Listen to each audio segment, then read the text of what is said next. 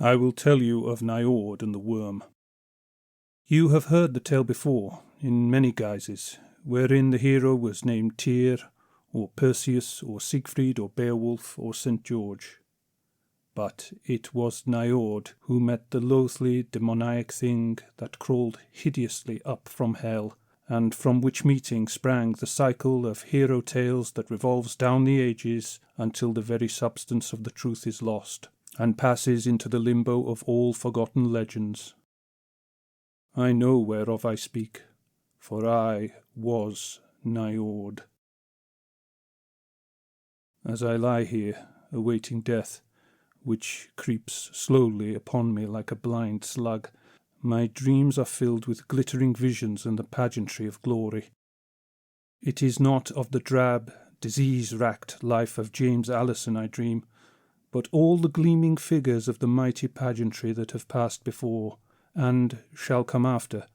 For I have faintly glimpsed, not merely the shapes that trail out behind, but shapes that come after, as a man in a long parade glimpses far ahead the line of figures that precede him, winding over a distant hill, etched shadow-like against the sky.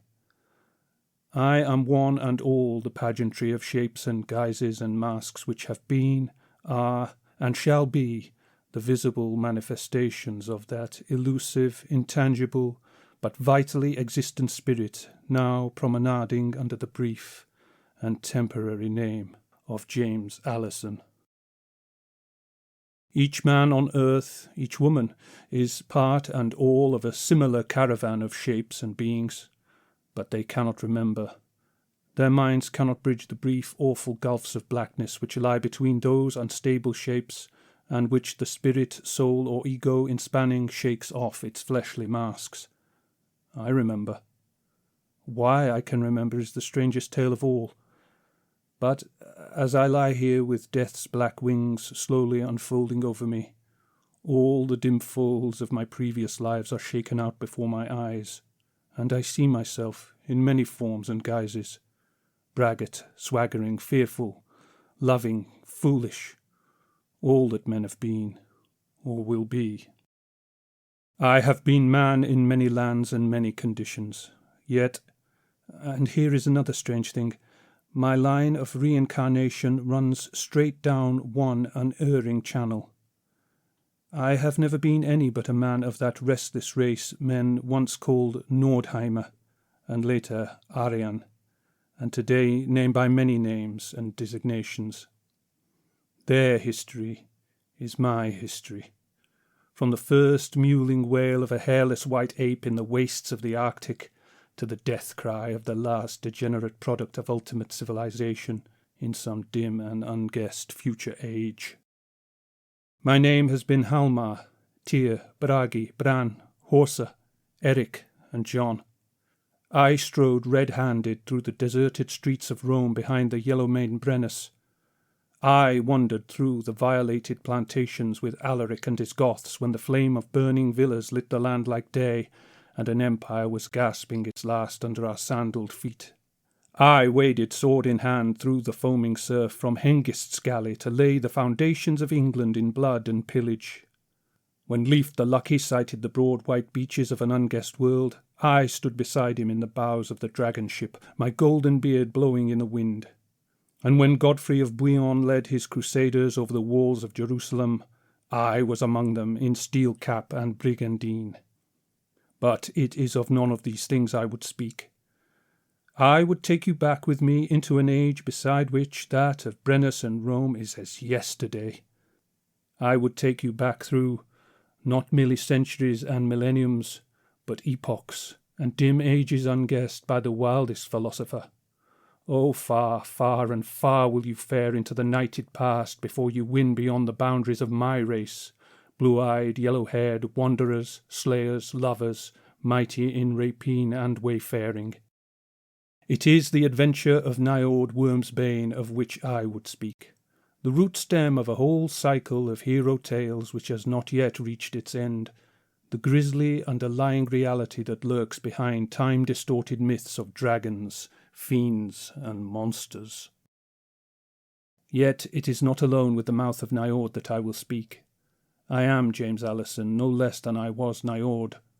And as I unfold the tale, I will interpret some of his thoughts and dreams and deeds from the mouth of the modern eye, so that the saga of Niord shall not be a meaningless chaos to you. His blood is your blood, who are sons of Aryan.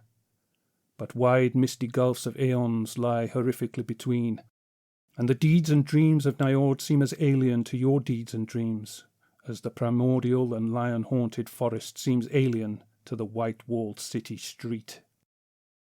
It was a strange world in which Niord lived and loved and fought, so long ago that even my eon-spanning memory cannot recognize landmarks. Since then the surface of the earth has changed, not once but a score of times. Continents have risen and sunk, seas have changed their beds and rivers their courses, glaciers have waxed and waned, and the very stars and constellations have altered and shifted. It was so long ago that the cradle land of my race was still in Nordheim. But the epic drifts of my people had already begun, and blue-eyed, yellow-maned tribes flowed eastward and southward and westward, on century-long treks that carried them around the world, and left their bones and their traces in strange lands and wild, waste places. On one of these drifts I grew from infancy to manhood. My knowledge of that northern homeland was dim memories, like half-remembered dreams, of blinding white snow plains and ice fields, of great fires roaring in the circle of hide tents, of yellow manes flying in great winds, and a sun setting in a lurid wallow of crimson clouds, blazing on trampled snow, where still dark forms lay in pools that were redder than the sunset. That last memory stands out clearer than the others.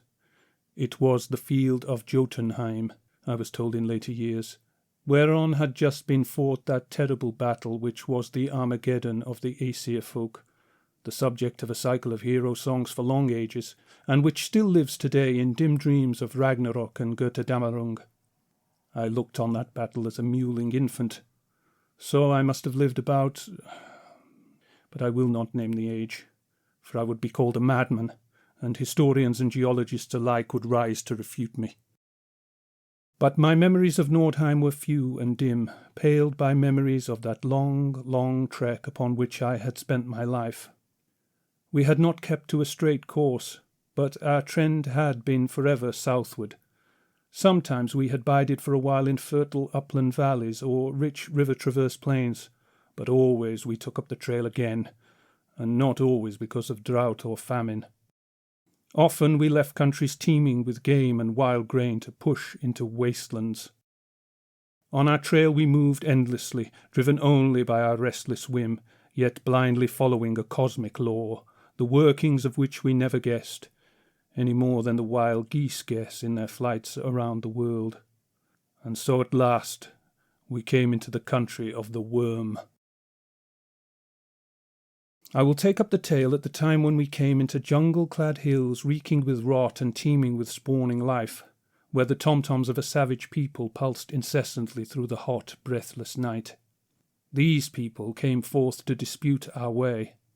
Short, strongly built men, black-haired, painted, ferocious, but indisputably white men. We knew their breed of old. They were Picts, and of all alien races the fiercest. We had met their kind before in thick forests and in upland valleys beside mountain lakes, but many moons had passed since those meetings. I believe this particular tribe represented the easternmost drift of the race. They were the most primitive and ferocious of any I ever met. Already they were exhibiting hints of characteristics I have noted among black savages in jungle countries, though they had dwelled in these environs only a few generations. The abysmal jungle was engulfing them, was obliterating their pristine characteristics and shaping them in its own horrific mould. They were drifting into headhunting, and cannibalism was but a step which I believe they must have taken before they became extinct. These things are natural adjuncts to the jungle. The Picts did not learn them from the black people, for then there were no blacks amongst those hills. In later years they came up from the south, and the Picts first enslaved and then were absorbed by them. But with that my saga of Niord is not concerned. We came into that brutish hill country, with its squalling abysms of savagery and primitiveness, We were a whole tribe marching on foot, old men, wolfish with their long beards and gaunt limbs, giant warriors in their prime, naked children running along the line of march, women with tousled yellow locks carrying babies which never cried, unless it were to scream from pure rage.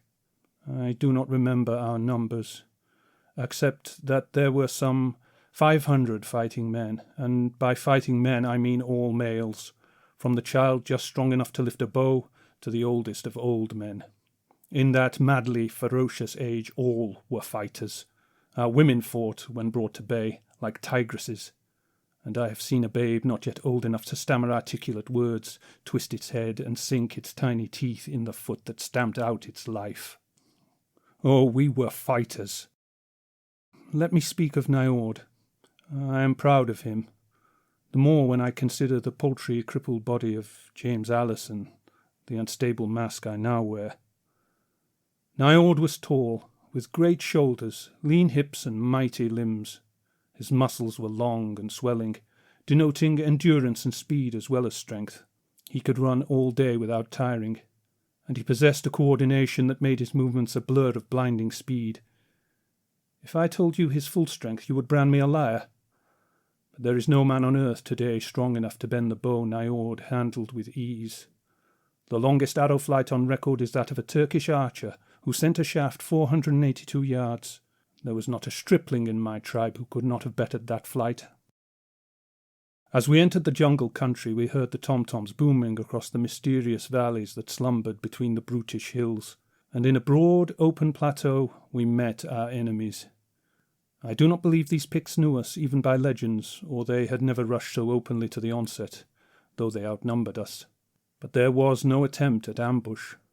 They swarmed out of the trees, dancing and singing their war songs, yelling their barbarous threats. Our heads should hang in their idol hut, and our yellow-haired women should bear their sons. By Ymir, it was Niord who laughed then, not James Allison. Just so we of the Aesir laughed to hear their threats, deep, thunderous laughter from broad and mighty chests. Our trail was laid in blood and embers through many lands. We were the slayers and ravishers, striding sword in hand across the world, and that these folk threatened us woke our rugged humour. We went to meet them, naked but for our wolf hides, swinging our bronze swords, and our singing was like rolling thunder in the hills. They sent their arrows among us, and we gave back their fire. They could not match us in archery.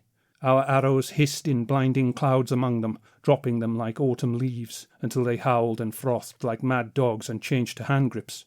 And we, mad with the fighting joy, dropped our bows and ran to meet them, as a lover runs to his love. By Ymir, it was a battle to madden and make drunken with the slaughter and the fury. The Picts were as ferocious as we, but ours was the superior physique, the keener wit, the more highly developed fighting brain. We won because we were a superior race, but it was no easy victory. Corpses littered the blood-soaked earth, but at last they broke, and we cut them down as they ran, to the very edge of the trees. I tell of that fight in a few bald words. I cannot paint the madness, the reek of sweat and blood, the panting, muscle-straining effort, the splintering of bones under mighty blows, the rending and hewing of quivering sentient flesh, above all the merciless, abysmal savagery of the whole affair, in which there was neither rule nor order, each man fighting as he would or could. If I might do so, you would recoil in horror. Even the modern eye, cognizant of my close kinship with those times, stand aghast as I review that butchery. Mercy was yet unborn, save as some individual's whim, and rules of warfare were as yet undreamed of. It was an age in which each tribe and each human fought tooth and fang from birth to death, and neither gave nor expected mercy. So we cut down the fleeing Picts, and our women came out on the field to brain the wounded enemies with stones, or cut their throats with copper knives. We did not torture. We were no more cruel than life demanded. The rule of life was ruthlessness, but there is more wanton cruelty today than ever we dreamed of. It was not wanton bloodthirstiness that made us butcher wounded and captive foes. It was because we knew our chances of survival increased with each enemy slain. Yet there was, occasionally, a touch of individual mercy, and so it was in this fight. I had been occupied with a duel with an especially valiant enemy. His tousled thatch of black hair scarcely came above my chin, but he was a solid knot of steel-sprung muscles, than which lightning scarcely moved faster. He had an iron sword and a hide-covered buckler. I had a knotty-headed bludgeon. That fight was one that glutted even my battle-lusting soul. I was bleeding from a score of flesh wounds before one of my terrible lashing strokes smashed his shield like cardboard, and an instant later my bludgeon glanced from his unprotected head. Ymir, even now I stopped to laugh and marvelled at the hardness of that picked skull. Men of that age were assuredly built on a rugged plan. That blow would have spattered his brains like water. It did lay his scalp open, horribly, dashing him senseless to the earth, where I let him lie, supposing him to be dead, as I joined in the slaughter of the fleeing warriors. When I returned reeking with sweat and blood, my club horridly clotted with blood and brains, I noticed that my antagonist was regaining consciousness, and that a naked, tousle-headed girl was preparing to give him the finishing touch with a stone she could scarcely lift. A vagrant whim caused me to check the blow. I had enjoyed the fight, and I admired the adamantine quality of his skull. We made camp a short distance away, burned our dead on a great pyre, and after looting the corpses of the enemy, we dragged them across the plateau and cast them down in a valley to make a feast for the hyenas, jackals, and vultures which were already gathering. We kept close watch that night, but we were not attacked, though far away through the jungle we could make out the red gleam of fires, and could faintly hear, when the wind veered, the throb of tom-toms and demoniac screams and yells, keenings for the slain, or mere animal squallings of fury. Nor did they attack us in the days that followed. We bandaged our captive's wounds and quickly learned his primitive tongue, which, however, was so different from ours that I cannot conceive of the two languages ever having had a common source. His name was Grom, and he was a great hunter and fighter, he boasted. He talked freely, and held no grudge, grinning broadly and showing tusk-like teeth, his beady eyes glittering from under the tangled black mane that fell over his low forehead. His limbs were almost ape-like in their thickness. He was vastly interested in his captors, though he could never understand why he had been spared. To the end it remained an inexplicable mystery to him. The Picts obeyed the law of survival even more rigidly than did the Aesir. They were the more practical, as shown by their more settled habits. They never roamed as far or as blindly as we, yet in every line we were the superior race. Grom, impressed by our intelligence and fighting qualities, volunteered to go into the hills and make peace for us with his people. It was immaterial to us, but we let him go. Slavery had not yet been dreamed of. So Grom went back to his people, and we forgot about him, except that I went a trifle more cautiously about my hunting, expecting him to be lying in wait to put an arrow through my back. Then, one day, we heard a rattle of tom-toms, and Grom appeared at the edge of the jungle, his face split in a gorilla grin, with the painted, skin-clad, feather-bedecked chiefs of the clans. Our ferocity had awed them, and our sparing of Grom further impressed them. They could not understand leniency. Evidently we valued them too cheaply to bother about killing one when he was in our power.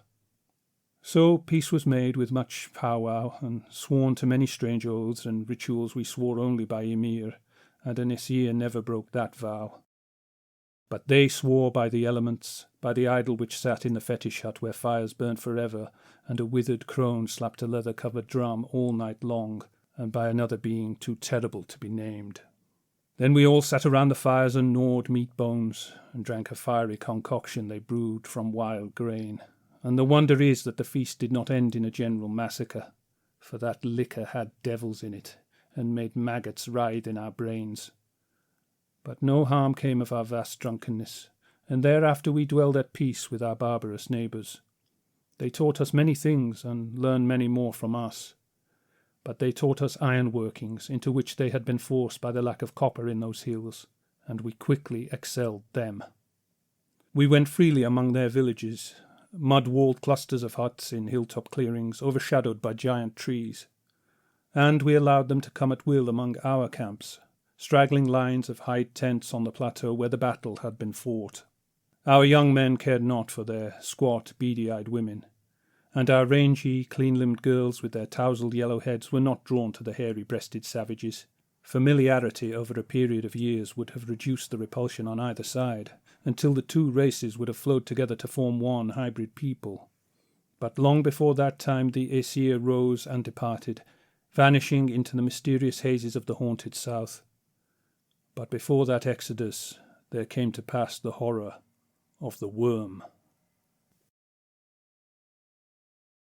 I hunted with Grom, and he led me into brooding, uninhabited valleys and up into silence-haunted hills where no man had set foot before us.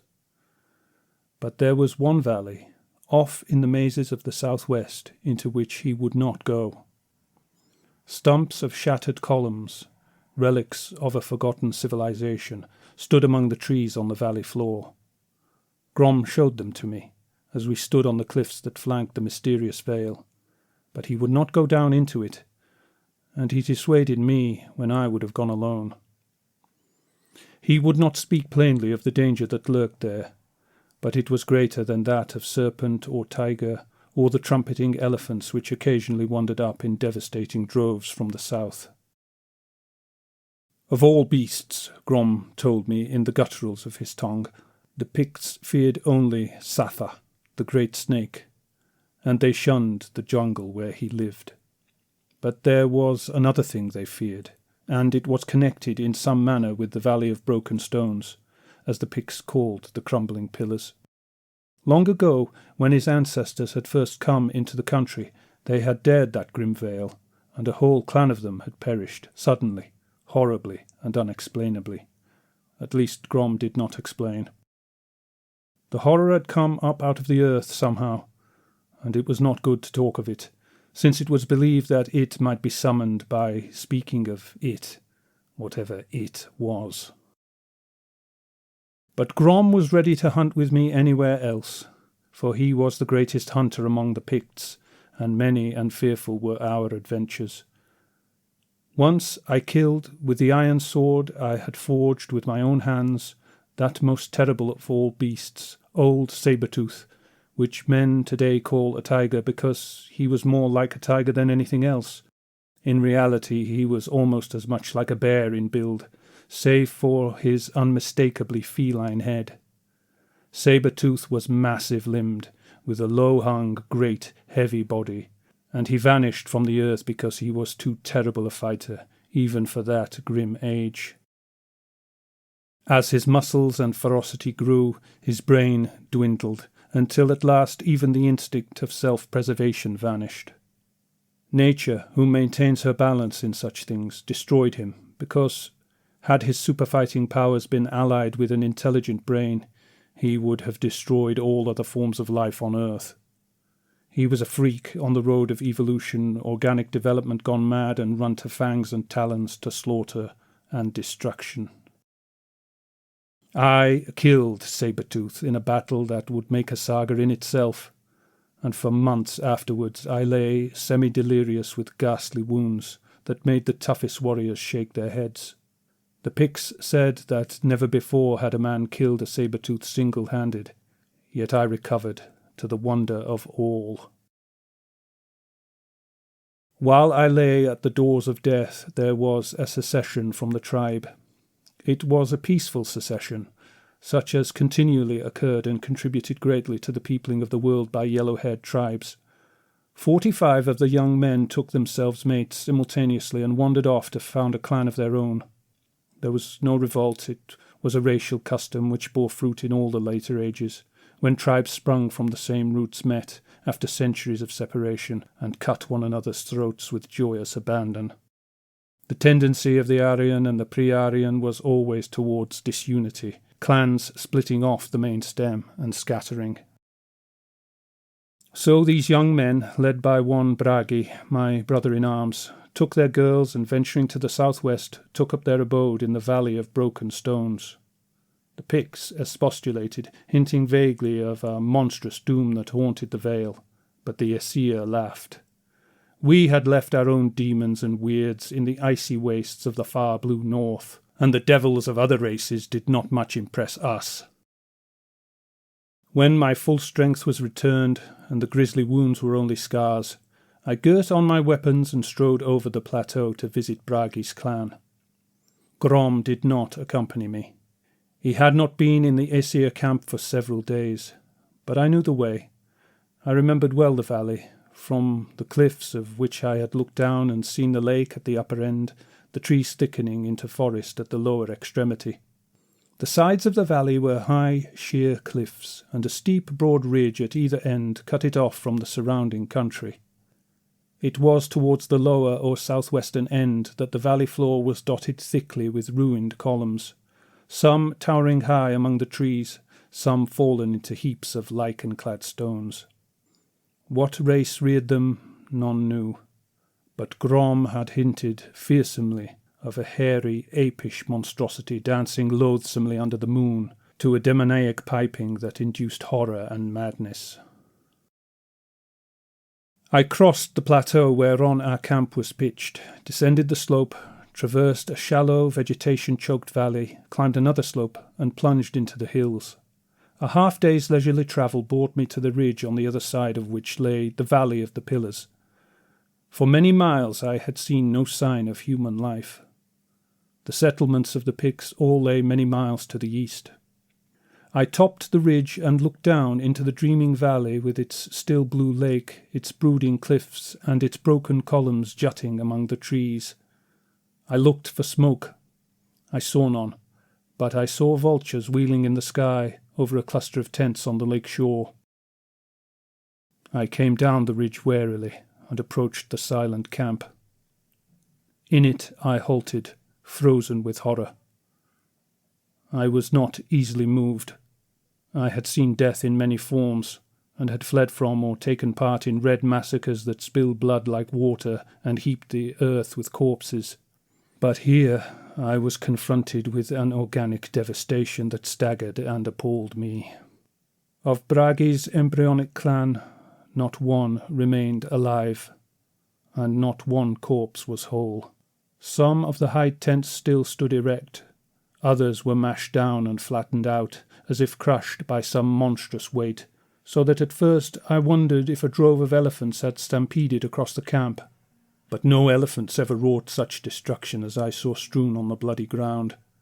The camp was a shambles, littered with bits of flesh and fragments of bodies, hands, feet, heads, pieces of human debris. Weapons lay about, some of them stained with a greenish slime like that which spurts from a crushed caterpillar. No human foe could have committed this ghastly atrocity. I looked at the lake, wondering if nameless amphibian monsters had crawled from the calm waters whose deep blue told of unfathomed depths. Then I saw a print left by the destroyer. It was a track, such as a titanic worm might leave, yards broad, winding back down the valley.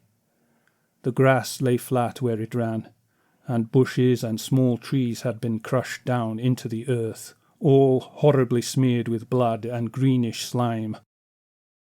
With berserk fury in my soul, I drew my sword and started to follow it, when a call attracted me. I wheeled to see a stocky form approaching me from the ridge. It was Grom the Pict, and when I think of the courage it must have taken for him to have overcome all the instincts planted in him by traditional teachings and personal experience, I realize the full depths of his friendship for me. Squatting on the lake shore, spear in his hands, his black eyes ever roving fearfully down the brooding, tree-waving reaches of the valley, Grom told me of the horror that had come upon Bragi's clan under the moon. But first he told me of it, as his sires had told the tale to him. Long ago, the Picts had drifted down from the northwest on a long, long trek, finally reaching these jungle-covered hills where, because they were weary, and because the game and fruit were plentiful and there were no hostile tribes, they halted and built their mud-walled villages. Some of them, a whole clan of that numerous tribe, took up their abode in the Valley of the Broken Stones.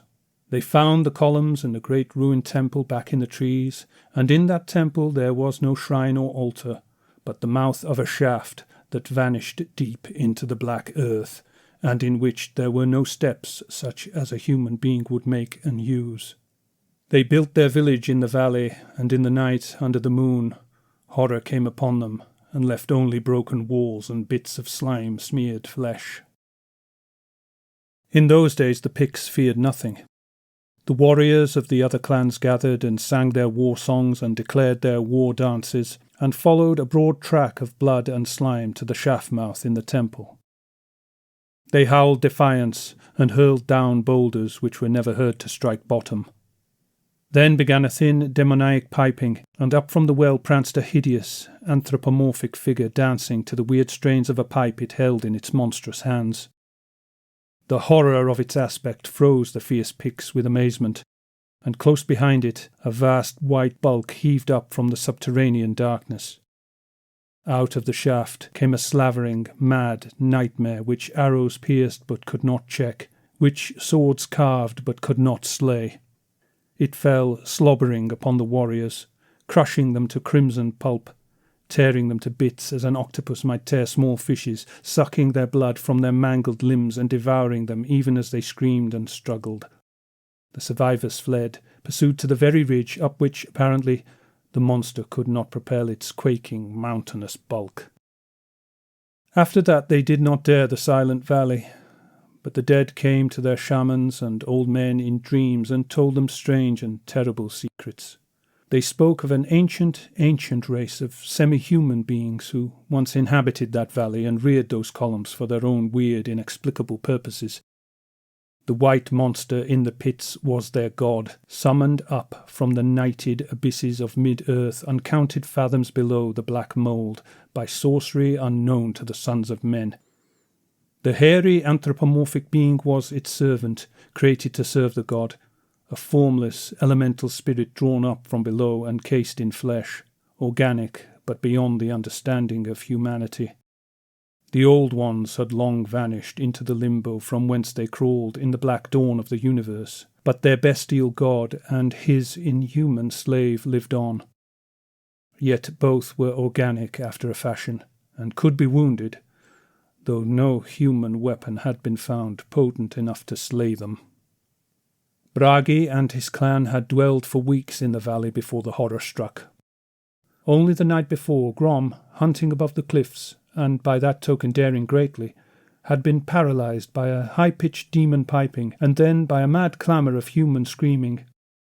Stretched face down in the dirt, hiding his head in a tangle of grass, he had not dared to move, even when the shrieks died away in the slobbering, repulsive sounds of a hideous feast. When dawn broke, he had crept shuddering to the cliffs to look down into the valley, and the sight of the devastation, even when seen from afar, had driven him in yammering flight far into the hills. But it had occurred to him, finally, that he should warn the rest of the tribe, and returning on his way to the camp on the plateau, he had seen me entering the valley. So spoke Grom, while I sat and brooded darkly, my chin on my mighty fist. I cannot frame in modern words the clan feeling that in those days was a living vital part of every man and woman. In a world where talon and fang were lifted on every hand, and the hands of all men raised against an individual, except those of his own clan, tribal instinct was more than the phrase it is today. It was as much a part of a man as was his heart or his right hand. This was necessary, for only thus banded together in unbreakable groups could mankind have survived in the terrible environments of the primitive world. So now the personal grief I felt for Bragi and the clean-limbed young men and laughing white-skinned girls was drowned in a deeper sea of grief and fury that was cosmic in its depth and intensity. I sat grimly while the Pict squatted anxiously beside me, his gaze roving from me to the menacing deeps of the valley, where the accursed columns loomed like broken teeth of cackling hags among the waving leafy reaches. I, Niord, was not one to use my brain overmuch. I lived in a physical world, and there were the old men of the tribe to do my thinking. But I was one of a race destined to become dominant mentally as well as physically, and I was no mere muscular animal.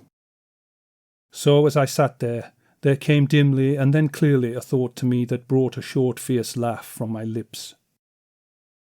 Rising, I bade Grom aid me, and we built a pyre on the lake shore of dried wood, the ridge poles of the tents, and the broken shafts of spears.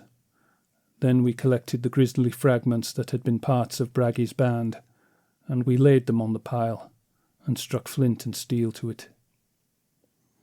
The thick, sad smoke crawled serpent-like into the sky, and, turning to Grom, I made him guide me to the jungle where lurked that scaly horror, Satha, the great serpent. Grom gaped at me. Not the greatest hunters among the Picts sought out the mighty crawling one, but my will was like a wind that swept him along my course, and at last he led the way. We left the valley by the upper end, crossing the ridge, skirting the tall cliffs, and plunged into the fastnesses of the south, which was peopled only by the grim denizens of the jungle. Deep into the jungle we went, until we came to a low-lying expanse, dank and dark beneath the great creeper-festooned trees, where our feet sank deep into the spongy silt, carpeted by rotting vegetation, and slimy moisture oozed up beneath their pressure. This, Grom told me, was the realm haunted by Satha, the great serpent. Let me speak of Satha. There is nothing like him on earth today, nor has there been for countless ages. Like the meat-eating dinosaur, like old Sabertooth, he was too terrible to exist. Even then he was a survival of a grimmer age when life and its forms were cruder and more hideous. There were not many of his kind then, though they may have existed in great numbers in the reeking ooze of the vast, jungle-tangled swamps still further south. He was larger than any python of modern ages, and his fangs dripped with a poison 1,000 times more deadly than that of a king cobra. He was never worshipped by the pureblood Picts, but to other peoples he was the nadir of evil horror, and tales of him became twisted into demonology. So in later ages Satha became the veritable devil of the white races, and the Stygians first worshipped, and then, when they became Egyptians, abhorred him under the name of Set, the old serpent, while to the Semites he became Leviathan and Satan. He was terrible enough to be a god, for he was a crawling death. I had seen a bull elephant fall dead in his tracks from Satha's bite. I had seen him, had glimpsed him writhing his horrific way through the dense jungle, had seen him take his prey, but I had never hunted him. He was too grim, even for the slayer of old Sabertooth. But now I hunted him, plunging further and further into the hot, breathless reek of his jungle, even when friendship for me could not drive Grom further. He urged me to paint my body and sing my death song before I advanced further, but I pushed on unheeding. In a natural runway that wound between the shouldering trees, I set a trap. I found a large tree, soft and spongy of fibre, but thick-boled and heavy, and I hacked through its base close to the ground with my great sword, directing its fall so that when it toppled, its top crashed into the branches of a smaller tree, leaving it leaning across the runway, one end resting on the earth, the other caught in the small tree. Then I cut away the branches on the underside, and cutting a slim, tough sapling, I trimmed it and stuck it upright like a prop pole under the leaning tree. Then, cutting away the tree which supported it, I left the great trunk poised precariously on the prop pole, to which I fastened a long vine as thick as my wrist.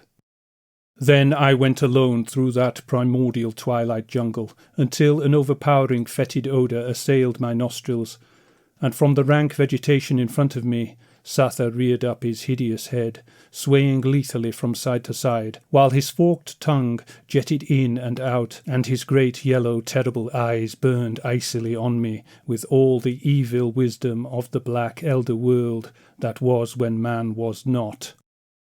I backed away, feeling no fear, only an icy sensation along my spine, and Satha came sinuously after me, his shining 80-foot barrel rippling over the rotting vegetation in mesmeric silence. His wedge-shaped head was bigger than the head of the hugest stallion, his trunk was thicker than a man's body, and his scales shimmered with 1,000 changing scintillations. I was to Satha as a mouse is to a king cobra, But I was fanged as no mouse ever was. Quick as I was, I knew I could not avoid the lightning stroke of that great triangular head.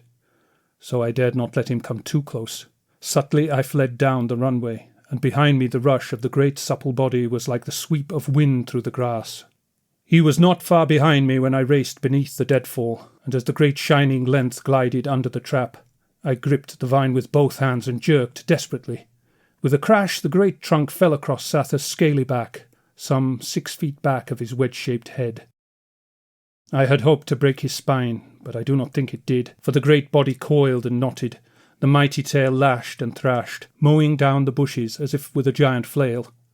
At the instant of the fall, the huge head had whipped about and struck the tree with a terrific impact, the mighty fangs shearing through the bark and wood like scimitars.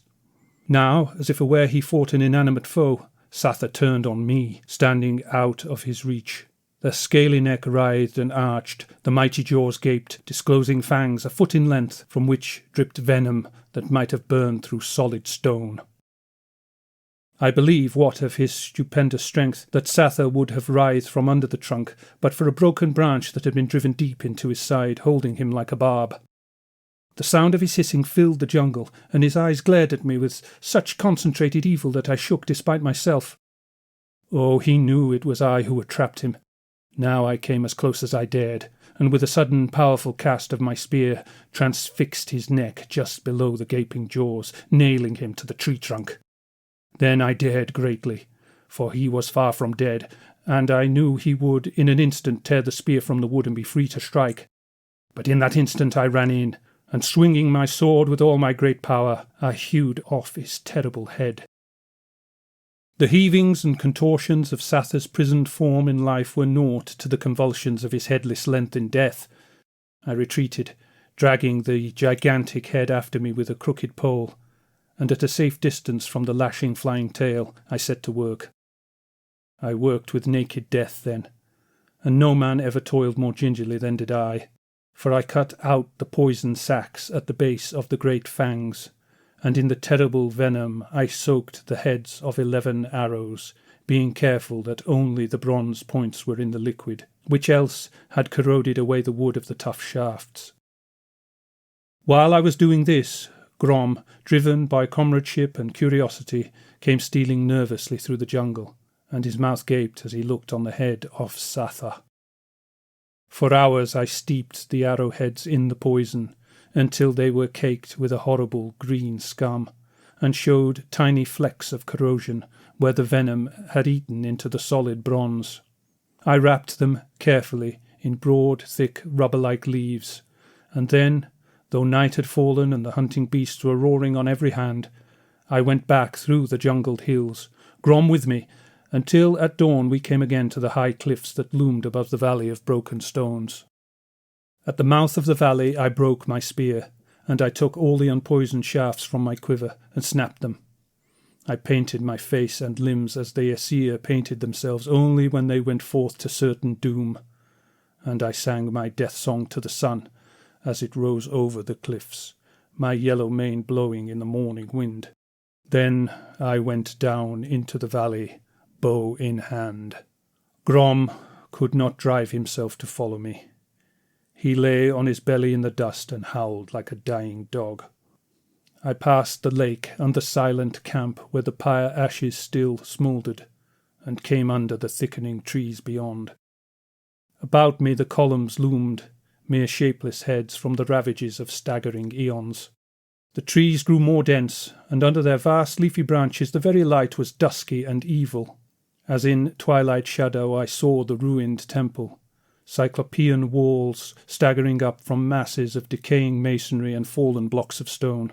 About 600 yards in front of it a great column reared up, in an open glade, 80 or 90 feet in height. It was so worn and pitted by weather and time that any child of my tribe could have climbed it, and I marked it and changed my plan. I came to the ruins and saw huge crumbling walls upholding a domed roof, from which many stones had fallen, so that it seemed like the lichen-grown ribs of some mythical monster skeleton arching above me. Titanic columns flanked the open doorway, through which 10 elephants could have stalked abreast. Once there might have been inscriptions and hieroglyphics on the pillars and walls, but they were long worn away. Around the great room on the inner side ran columns in better state of preservation. On each of these columns was a flat pedestal, and some dim, instinctive memory vaguely resurrected a shadowy scene wherein black drums roared madly, and on these pedestals monstrous beings squatted loathsomely in inexplicable rituals rooted in the black dawn of the universe. There was no altar, only the mouth of a great well-like shaft in the stone floor, with strange, obscene carvings all about the rim. I tore great pieces of stone from the rotting floor and cast them down the shaft, which slanted down into utter darkness. I heard them bound along the side, but I did not hear them strike bottom. I cast down stone after stone, each with a searing curse, and at last I heard a sound that was not the dwindling rumble of fallen stones. Up from the well floated a weird demon piping that was a symphony of madness. Far down in the darkness I glimpsed the faint, fearful glimmering of a vast white bulk. I retreated slowly as the piping grew louder, falling back through the broad doorway. I heard a scratching, scrambling noise, and up from the shaft and out of the doorway between the colossal columns came a prancing, incredible figure. It went erect like a man, but it was covered with fur that was the shaggiest where its face should have been. If it had ears, nose, and a mouth, I did not discover them. Only a pair of staring red eyes leered from the furry mask. Its misshapen hands held a strange set of pipes, on which it blew weirdly as it pranced towards me, with many a grotesque caper and leap. Behind it I heard a repulsive, obscene noise as of a quaking, unstable mass heaving up out of a well. Then I nocked an arrow, drew the cord, and sent the shaft singing through the furry breast of the dancing monstrosity. It went down as though struck by a thunderbolt, but to my horror the piping continued, though the pipes had fallen from the malformed hands. Then I turned and ran fleetly to the column, up which I swarmed before I looked back. When I reached the pinnacle I looked, and because of the shock and surprise of what I saw, I almost fell from my dizzy perch. Out of the temple the monstrous dweller in the darkness had come, and I, who had expected a horror yet cast in some terrestrial mould, looked on the spawn of nightmare. From what subterranean hell it had crawled in the long ago I know not, nor what black age it represented, but it was not a beast, as humanity knows beasts. I call it a worm for lack of a better term. There is no earthly language that has a name for it. I can only say that it looked somewhat more like a worm than it did an octopus, a serpent, or a dinosaur. It was white and pulpy, and drew its quaking bulk along the ground worm fashion, but it had wide, flat tentacles and fleshy feelers, and other adjuncts, the use of which I am unable to explain. And it had a long proboscis, which it curled and uncurled like an elephant's trunk. Its 40 eyes, set in a horrific circle, were composed of thousands of facets of as many scintillant colours which changed and altered in never-ending transmutation, but through all interplay of hue and glint they retained their evil intelligence. Intelligence there was behind those flickering facets, not human nor yet bestial, but a night-born, demoniac intelligence, such as men in dreams vaguely sense throbbing titanically in the black gulfs outside our material universe. In size the monster was mountainous. Its bulk would have dwarfed a mastodon.